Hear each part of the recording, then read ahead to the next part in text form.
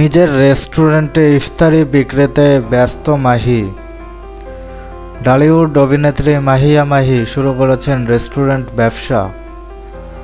রেস্টুরেন্টটি এখনও চালু হয়নি, তবে এর সামনে চলছে ইফতারি বিক্রি। রোজার দ্বিতীয় দিনে ইফতারি বিক্রয়ের সময় এখানে উপস্থিত ছিলেন মাহি। গাজীপুরের চৌরাস্তা থেকে ময়মনসিংহের দিকে 1 কিলোমিটার গেলে তেলিপাড়া বাজারে মাহির রেস্টুরেন্ট ফারিস্তা।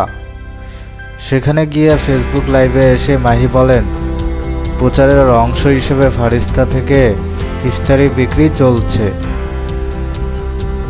এ সময় মাহির স্বামী রাকিব সরকারও ছিলেন। লাইভে মাহি ইফতারের বিভিন্ন আইটেম বানানো দেখান। মাহি জানান, রেস্টুরেন্টের ইন্টেরিয়র কাজ চলছে, চান রাতে এর উদ্বোধন হবে। রোজার মাসে টিভি পর্দায় ইফতারের কুইক রেসিপির অনুষ্ঠান উপস্থাপনা করতে দেখা যাচ্ছে মাহিয়া মাহিকে।